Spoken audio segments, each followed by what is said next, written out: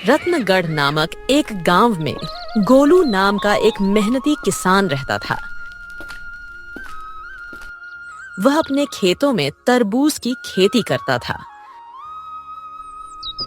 गोलू अपने उगाए हुए तरबूज को मंडी में नहीं बेचता था, बल्कि उन्हें अपनी बैलगाड़ी में भरकर गांव-गांव बेचता था। एक बार एक आदमी गोलू के पास आया, जो किसी दूसरे गांव से आया था, और वह गोलू से कहने लगा, अरे भाई साहब नमस्कार, मैं बताता हूँ मैं कौन हूँ। मैं पास के ही गांव से तुम्हारे पास आया हूँ। मुझे मेरे सेठ जी ने तुम्हारे पास भेजा है। अच्छा, तो बताइए किस काम से आए हैं?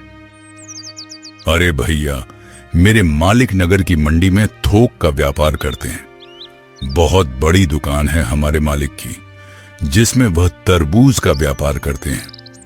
मेरे मालिक को मंडी में बेचने के लिए बहुत ज्यादा मात्रा में तरबूज चाहिए, क्योंकि तुम तरबूज की खेती करते हो। इसीलिए मैं तुम्हारे पास आया हूं। अगर तुम्हें अपने खेत के तरबूज बेचने हैं तो भैया मैं उनकी अच्छी कीमत लगा दूंगा। भैया, आपने बहुत बढ़िया बताया, लेकिन माफ करिएगा, मैं जो तरबूज अपने खेत में लगाता हूं उन्हें खुद ही बेचता हूं। मैं मंडी के दलालों को अपना माल नहीं बेचता। अरे भैया, तुम कह क्या रहे हो? आसपास के गांव के सभी लोग मेरे मालिक को ही अपना माल बेचते हैं। फिर जगह जगह घूमकर अपना माल बेचने से अच्छा है कि तुम भी एक ही जगह अच्छी कीमत में बेच दो। क्यों सही कहा ना?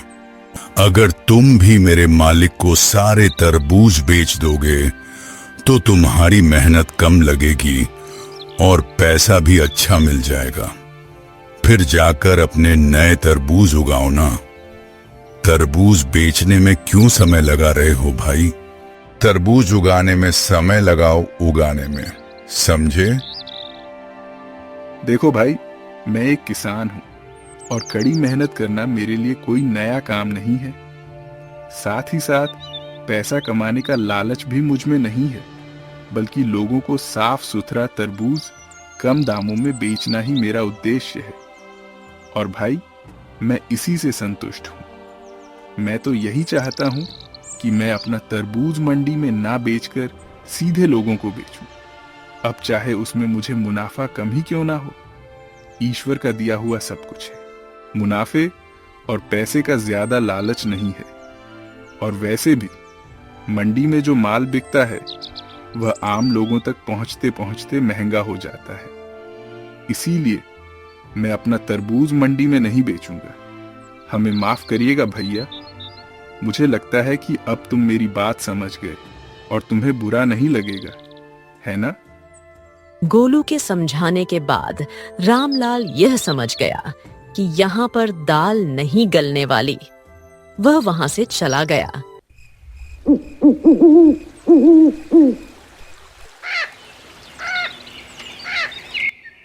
गोलू अपनी बैलगाड़ी पर ढेर सारे तरबूज लाद कर बेचने के लिए निकलता है।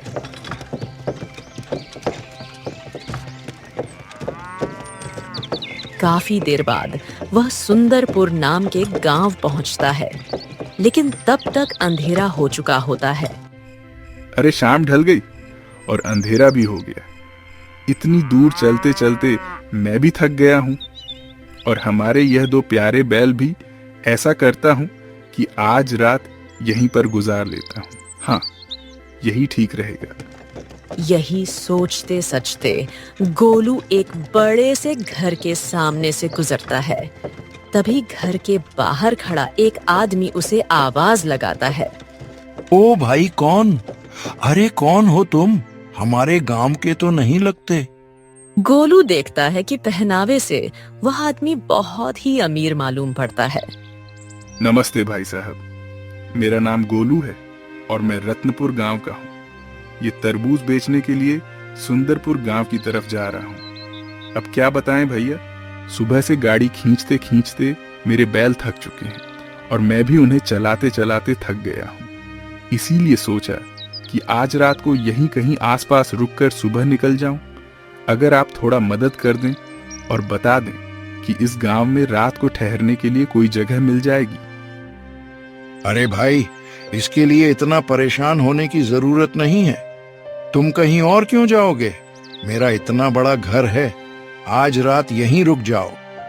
इतना सुनते ही गोलू ने अपनी बैलगाड़ी एक तरफ लगा दी और चैन की सांस ली। गोलू खाना खाने के बाद हवेली में बैठा होता है। तभी धर्मपाल सेठ उससे बातचीत करने लगता है। अरे बाप रे, इतनी बड़ी हवेली! हुजूर, मैं आपका यह उपकार कभी नहीं भूलूंगा। आप जैसे दयालु लोग आज भी इस धरती पर हैं। इसीलिए हम जैसे गरीब लोग जी रहे हैं, वरना आज रात इस गांव में न जाने मुझे कितनी तकलीफ उठानी पड़ती। अरे इसमें कौन सी बड़ी बात है भाई? देखो गोलू, एक इंसान ही दूसरे इंसान की मदद करता है। वैसे देखने में तो तुम बहुत मेहनती किसान लगते हो। अब यह मेरा कर्तव्य है कि मैं तुम जैसे आदमी की सहायता करूं। अच्छा सुनो, एक बात बताओ, ये सारे तरबूज तुम्हारे ही खेत के हैं या किसी व्यापारी से लेकर बेचने के लिए निकले हो? अरे नहीं नहीं साहब, यह तो हमारे अपने ही खेत की फसल है। व्यापारी से खरीद कर बेचूं, इतना बड़ा आदमी मैं नहीं हूं।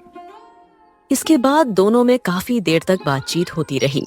गोलू ने बताया कि वह अपने खेत के तरबूज सीधे ग्राहकों को बेचने में विश्वास रखता है। यह सुनकर धर्मपाल सेठ गंभीर हो गया। हाँ, आज के समय में तो मंडी के दलाल किसानों से कम दामों में माल खरीदते हैं और फिर उसे जमा करके ऊंची कीमतों पर ग्राहकों को बेचते हैं। बड़े चालाक हो गए हैं ससुरे। इसी वजह से आम आदमी को महंगे दामों पर सामान खरीदना पड़ता है। मुझे तो लगता है कि मंडी के लोगों का यह तरीका बिल्कुल गलत है। आपने बिल्कुल सही कहा साहब, आजकल तो यही सब कुछ हो रहा है। पर ऐसा ना हो, इसीलिए मैं अपने खेत के तरबूज सीधे ग्राहकों को कम कीमत पर बेचता हूं। मुझे लगता है कि मैं समाज के प्रति अपने कर्तव्य को पूरा कर पा रहा हूं और यही करने में मुझे खुशी मिलती है। सच में गोलू भाई, तुम्हारे विचार बहुत ही उच्च स्तर के हैं। अगर सभी लोग तुम्हारी तरह सोचने लगे तो सच में सबका भला हो जाए। अच्छा सुनो, अब काफी रात हो गई है और तुम्हें सुबह जल्दी उठना है। आराम कर लो। गोलू मुस्कुराता है और सेठ जी के आतिथ्य के लिए उनका धन्यवाद करता है। धर्मपाल सेठ ने अपने घर के एक कमरे में गोलू के सोने का इंतजाम कर दिया। उसने एक बिस्तर बिछाया और फिर खुद अपने कमरे में सोने चला गया। गोलू बिस्तर पर लेट जाता है, लेकिन नींद नहीं आ रही थी। वह धर्मपाल सेठ के बारे में सोचने लगता है। हाँ, ये कितना अच्छा इंसान है। इसने मुझ जैसे गरीब किसान को अपने घर में आश्रय दिया। सचमुच इतना धनी होने के बावजूद इसमें बिल्कुल भी अहंकार नहीं है। इसका मन बहुत ही निर्मल और दयालु है। गोलू गहरी सांस लेता है और मुस्कुराता है। ऐसे इंसान भला आजकल की दुनिया में कहाँ मिलते हैं। कितने बड़े लोग होते हैं, लेकिन उनके दिल छोटे होते हैं। पर धर्मपाल सेठ जैसा इंसान सच में बहुत कम देखने को मिलता है। धीरे धीरे गोलू की आंखें भारी होने लगती हैं और वह चैन की नींद सो जाता है। अगली सुबह गोलू जब उठा तो वह फिर से सोचने लगा। हाँ, अच्छा लग रहा है। इस घर के मालिक धर्मपाल सेठ ने मुझे अपने घर में ठहरने की जगह देकर मेरी बहुत मदद की। क्यों ना इसके बदले में मैं इन्हें कुछ तरबूज दे दूं? यह सोचकर गोलू अपने तरबूज के ढेर के पास पहुंचा, लेकिन यह देखकर हैरान रह गया कि ढेर आधा ही रह गया था। अरे ये क्या, मेरे तरबूज कहाँ गए?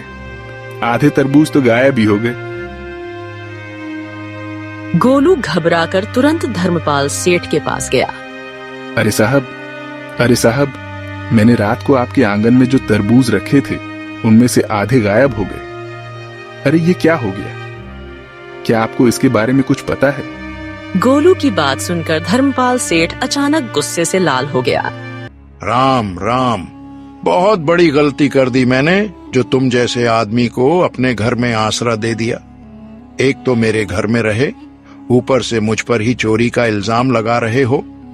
गोलू आश्चर्य से देखता रह जाता है, लेकिन सेठ की गुस्से की आग बढ़ती जा रही थी। पहले तुमने मेरा विश्वास जीता, फिर मेरे साथ विश्वासघात किया। मैं तो तुम्हें भला इंसान समझ रहा था, लेकिन तुम तो बहुत ही चालबाज और धोखेबाज निकले। मेरे सौ जाने के बाद तुमने मेरे तरबूज चुरा लिए और अब मुझ पर ही इल्जाम लगा रहे हो। वाह वाह, एक तो चोरी की, ऊपर से मुझ पर ही इल्जाम लगा रहे हो। झूठ मत बोलो, चुपचाप मेरे तरबूज लौटा दो, मैं यहां से चला जाऊंगा। अच्छा, तो अब तू मुझे धमका रहा है।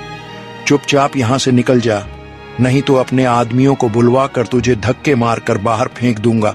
बहुत देर से तेरी बकवास सुन रहा हूँ, लेकिन अब और नहीं सहूंगा, बेईमान कहीं का।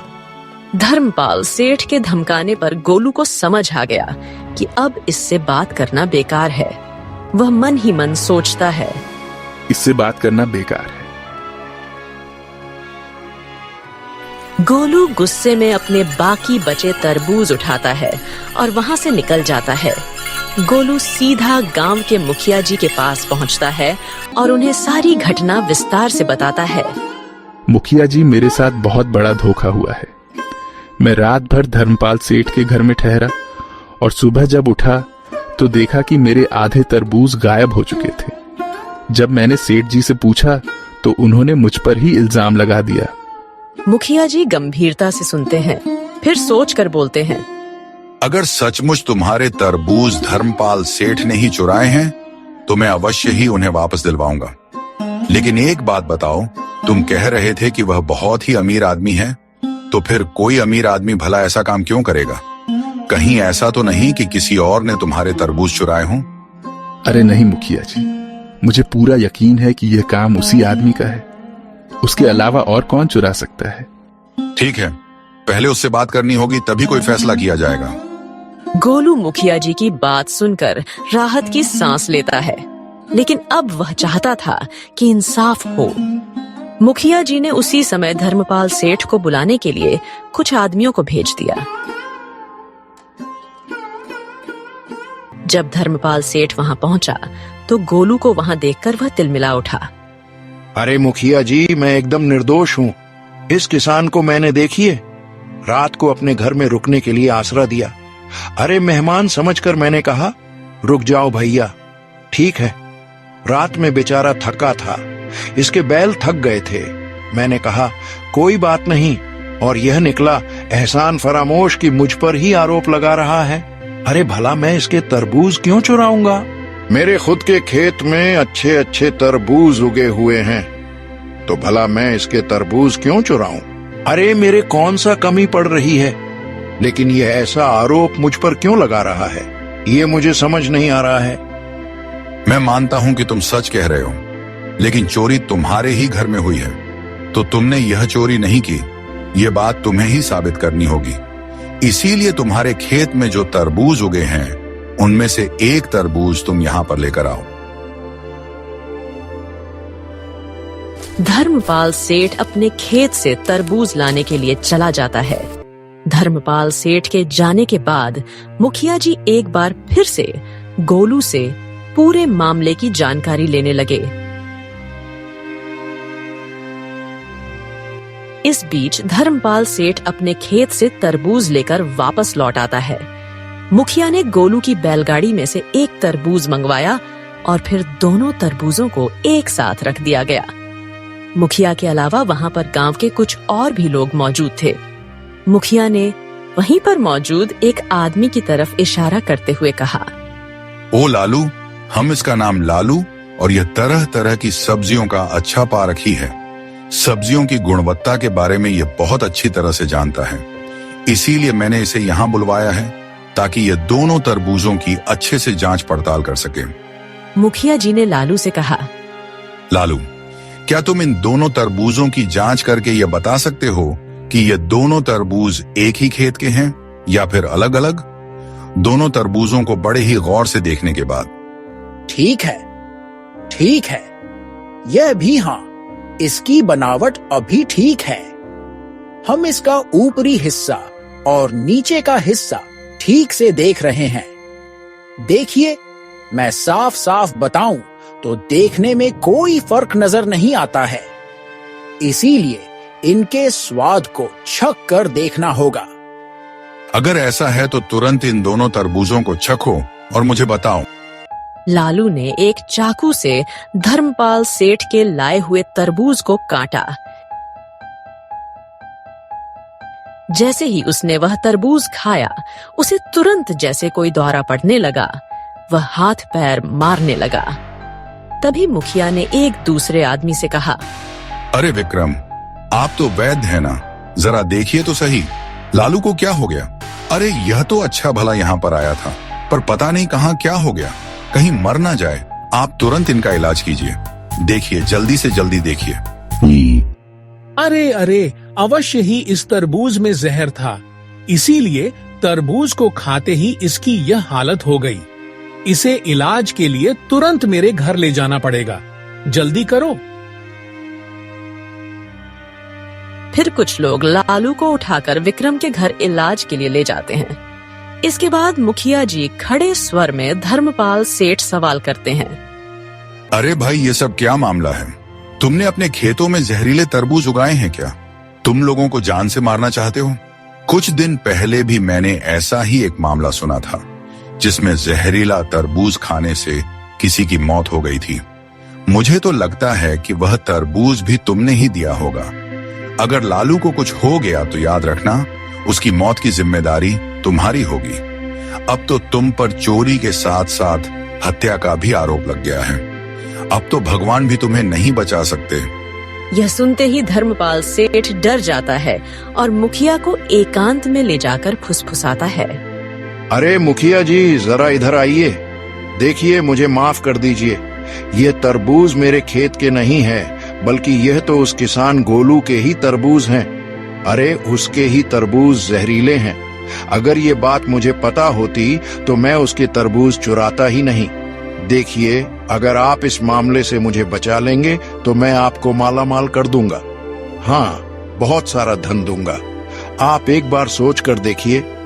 मुखिया जी को गुस्सा आ जाता है और वह गुस्से से धर्मपाल सेठ को डांटते हैं, वाह, मुझे मालामाल करोगे? एक तो खुद चोरी का अपराध किया और अब मुझे रिश्वत देकर इसमें शामिल करना चाहते हो। गोलू को बलि का बकरा बनाना चाहते हो क्या? अब तो मुझे पक्का यकीन हो गया है कि तुमने पहले भी कई अपराध किए होंगे। तुम्हें क्या लगता है कि हर आदमी तुम्हारी तरह लालची होता है? तुमने मुझे भी एक लालची इंसान समझ लिया, जो रिश्वत का पैसा हजम कर जाएगा। तुम्हें मालूम है कि किसी को रिश्वत देना भी एक अपराध है। अगर तुमने अपना अपराध पहले ही मान लिया होता तो बेहतर होता। अब तुमने 3 अपराध कर दिए, चोरी का, हत्या का और रिश्वत देने का। तभी वहां पर गोलू, लालू और वैद्य जी भी आ पहुंचते हैं। तीनों को देखकर धर्मपाल सेठ घबरा जाता है और घबराहट में बोलता है, अरे अरे, देखो, लालू तो एकदम ठीक है, उसे तो कुछ नहीं हुआ, वह एकदम सही सलामत है। लेकिन अगर उसे कुछ हो भी गया होता तो उसमें भी भैया मेरा कोई कसूर नहीं था, क्योंकि वह तरबूज मेरे नहीं थे, वह तो मैंने गोलू के चुराए थे। अब जब वह तरबूज मेरे थे ही नहीं तो हत्या का इल्जाम मुझ पर कैसे लग सकता है? मुखिया जी ठहाका लगाते हैं और कहते हैं, अच्छा, तो अब तुमने अपनी चोरी का अपराध खुद ही स्वीकार कर लिया। हम सब ने मिलकर यह नाटक इसलिए किया था ताकि तुम सच उगल दो। असल में लालू कोई सब्जियों का झाता नहीं है और ना ही वैद्य जी कोई जांच करने आए थे। लालू ने तो सिर्फ तरबूज खाकर बेहोश होने का नाटक किया था। असल बात तो ये है कि कुछ दिन पहले तुमने जिस आदमी को मेरे पास तरबूज खरीदने के लिए भेजा था ना, उस रात मैंने उसी आदमी को तुम्हारे घर पर काम करते हुए देख लिया था। अब तो मामला बिल्कुल साफ हो गया। मैंने पहले ही बता दिया था कि तुमने पहले से ही एक आदमी को मेरे खेत के तरबूज खरीदने के लिए भेजा था, लेकिन जब मैंने अपने तरबूज नहीं बेचे तो तुमने मुझे अपने घर पर रोककर सोने के लिए जगह दी और आधे तरबूज चुरा लिए। तुम्हारे जैसे मंडी के दलाल बहुत ही नीच काम करते हैं। छी, मैंने सोचा भी नहीं था कि तुम इतने घटिया इंसान हो। धर्मपाल सेठ, तुम्हारी जैसी चालाकी से मैं नहीं चलता। तुम्हारे जैसे दलालों की वजह से ही मंडी में किसानों का नुकसान होता है। माफ करना भैया, गलती हो गई जो तुम्हारे घर पर आया। गोलू, तुम्हारी बात बिल्कुल सही है। मैं तुम्हारी इस समस्या के बारे में राज्य के महाराज से बात करूंगा, और हाँ, तुम्हारे चोरी हुए तरबूज तुम्हें वापस दिलवाए जाएंगे। इसके बाद धर्मपाल सेठ से गोलू के सारे चोरी हुए तरबूज वापस दिलवा दिए गए। मुखिया जी ने गांव के सभी किसानों को चेतावनी दी। उसके बाद अगर किसी मंडी के दलाल ने किसी किसान को नुकसान पहुंचाने की कोशिश की तो उसे भयानक दंड दिया जाएगा। गांव के बाकी किसानों को जब इस घटना के बारे में पता चला तो उन्होंने मुखिया जी और गोलू की सूझबूझ और बुद्धिमानी की खूब तारीफ की। इसके बाद गोलू अपने तरबूज लेकर आगे बढ़ गया, उचित दामों पर उन्हें बेचा और वापस अपने गांव लौट गया।